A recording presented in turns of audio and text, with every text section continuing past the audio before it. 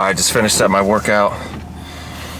About to head to the warehouse, but I wanted to share this story with you guys because I was just thinking about it. And it's been 9 years since I graduated U.S. Army Ranger School.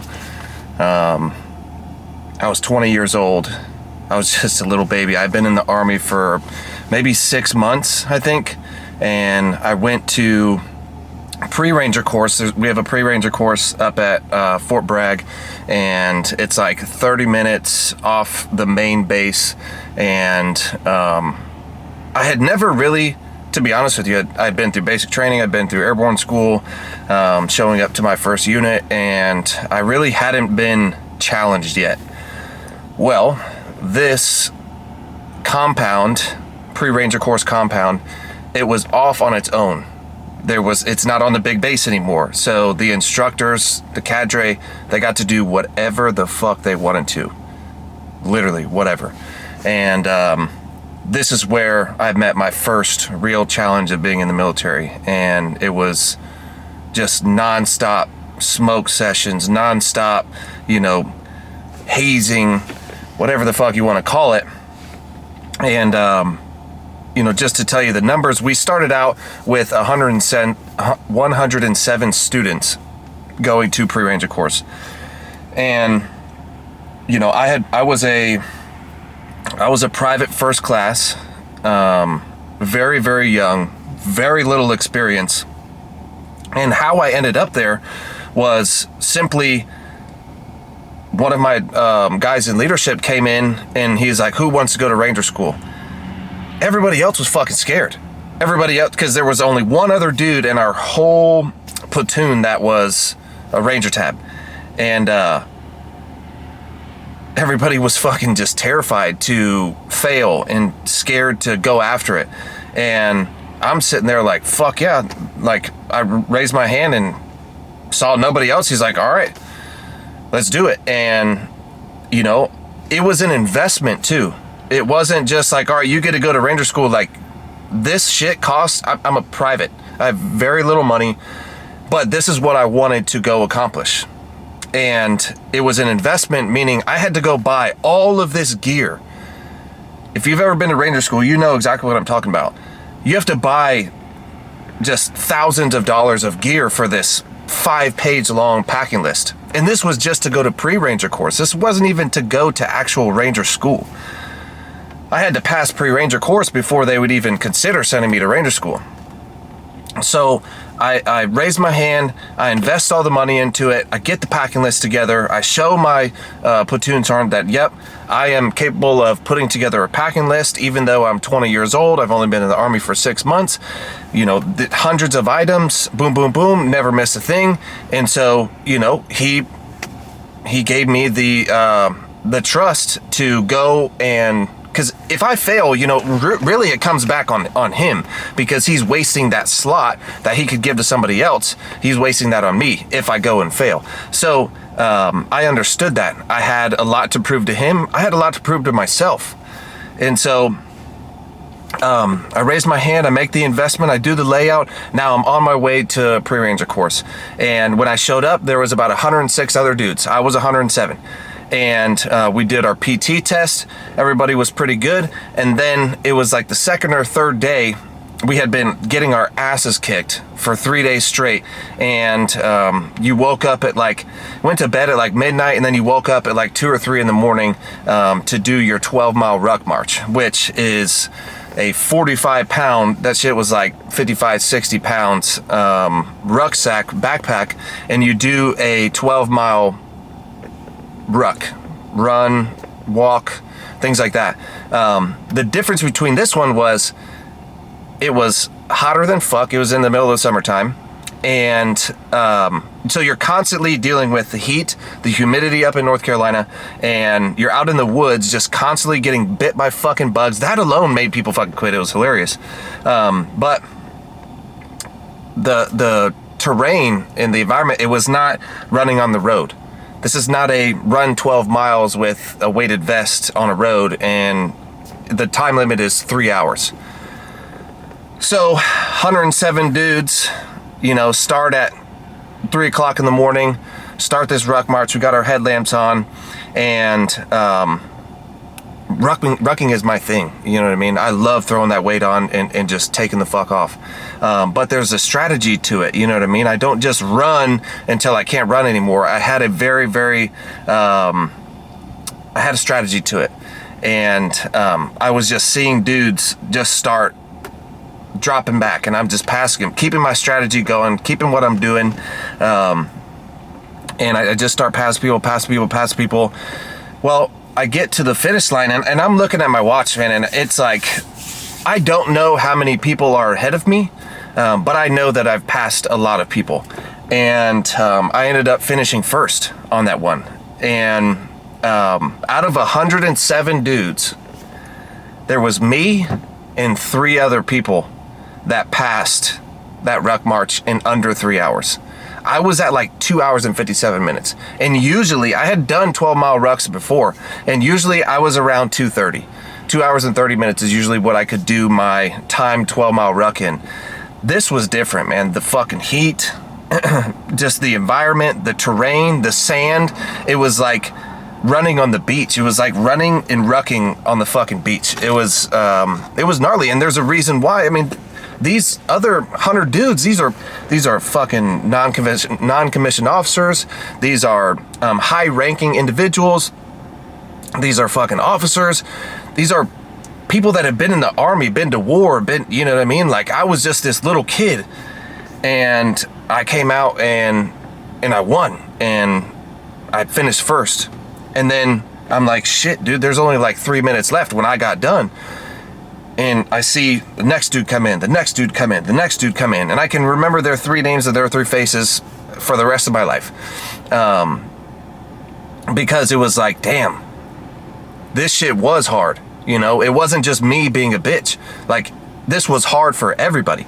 So me and 3 other people are the only ones that finished the ruck. And the next morning, they gave everybody else 2 options. You can either quit, or you can try again tomorrow and do the ruck again, 12-mile ruck. Now, very, very few people stayed. Very few. And that was my first taste of like, okay, you know, prior to me showing up to this, I had all these doubts, all these wonders of, am I capable of doing this? Am I supposed to be here? Like, am I biting off too much than I could chew? You know what I mean? But that gave me, because I stepped in the arena, that gave me the confidence that, no, I do deserve to be here. I have trained to be here. I have the mindset to be here. And now it's time to keep moving forward. And so by the end of pre-ranger course, we had only graduated 4 people. It was me and those 3 other dudes that finished that 12-mile ruck and under the time limit. We are the only 4 that graduated. Now, people stayed to do patrols and finish out the course, but they did not get their, yep, you have a go and you are able to go to ranger school. It was me and 3 other dudes out of 107. So at the end of that course, I was given the pre-ranger course honor grad at 20 years old. That was another huge confidence booster for me.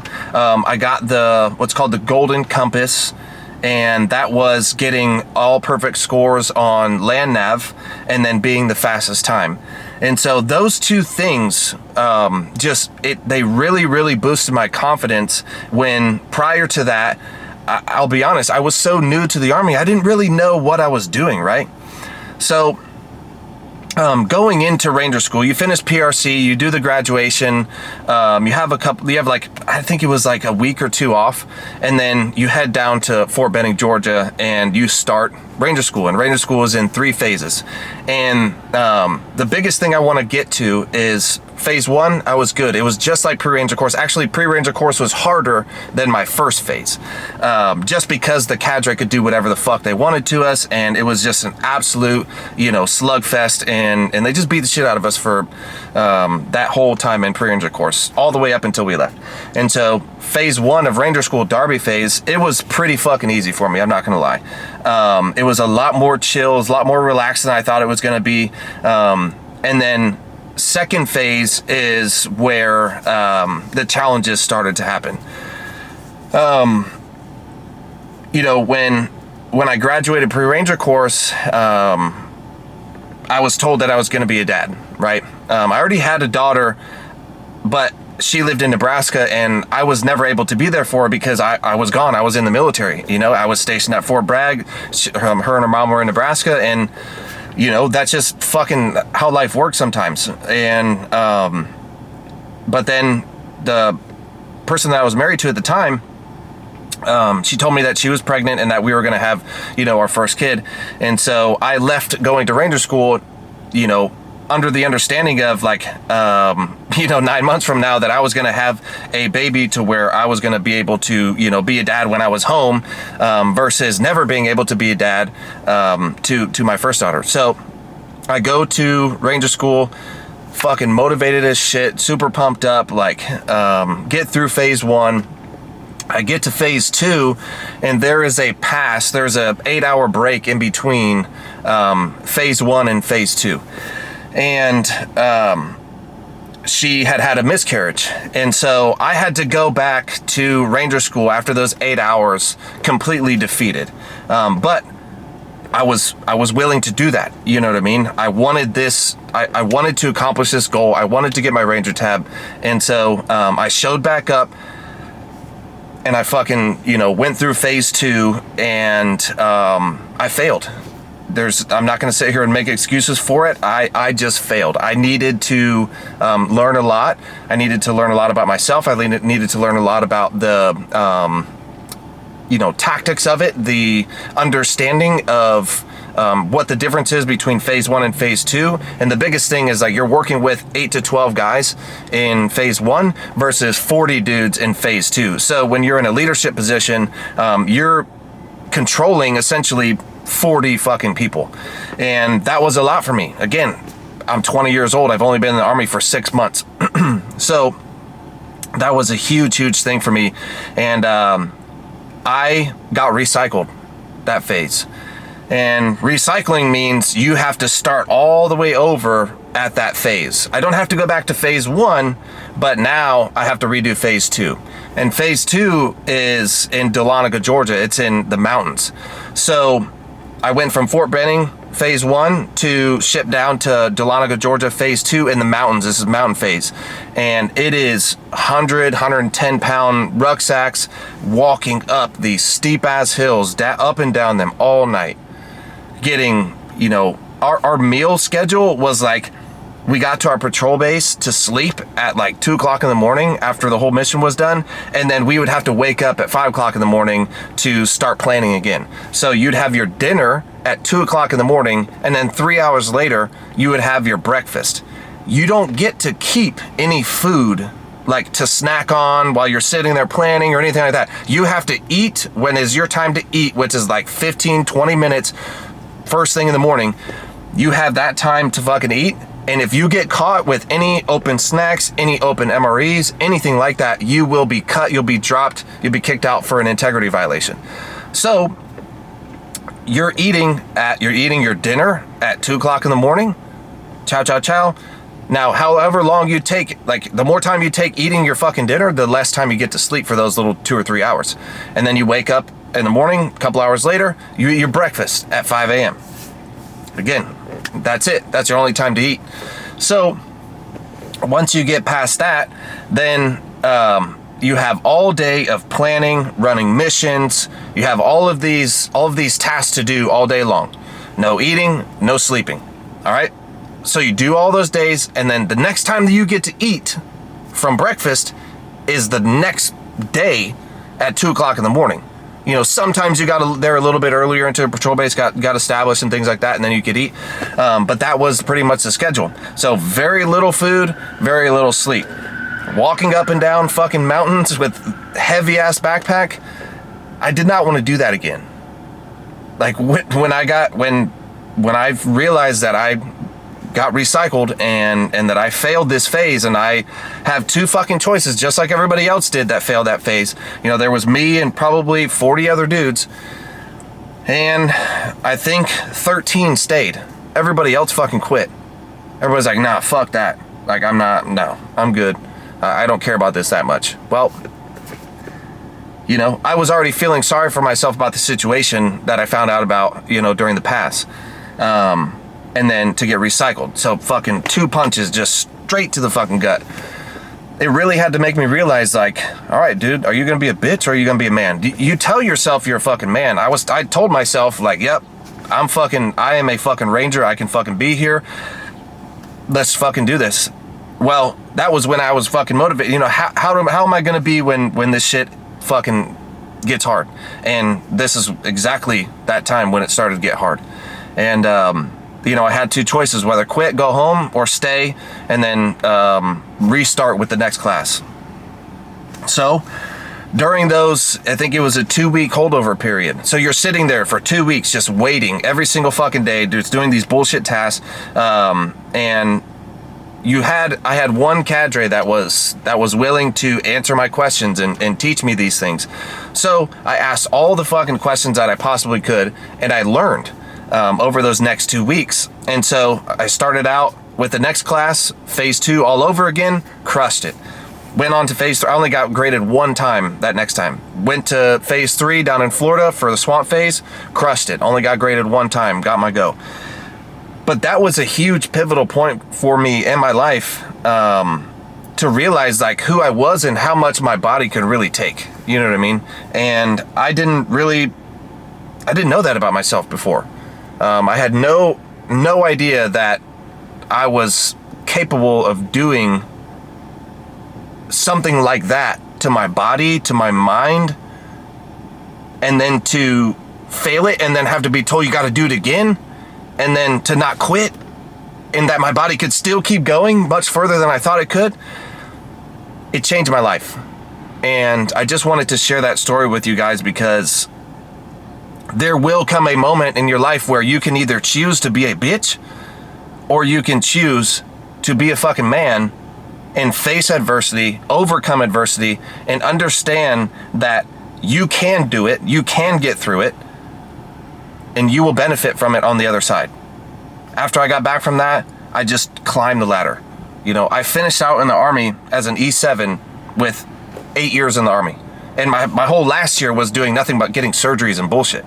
So I made E7 in 7 years. I started out as an E1. And the reason why I was able to go to selection, you know, pass Special Forces selection, go through the qualification course for 2 years, get my Green Beret, get onto a Special Forces team at 23 years old, go to Afghanistan, be a senior on a team by the time I was 25 years old, is because of this instance right here. If I would have quit, none of that would have ever happened. None of it. That moment right there, sitting in Ranger School, failing, going through the miscarriage, having the choice to quit or keep going, and then fucking choosing the right thing and passing, showed me so much, and it changed my life.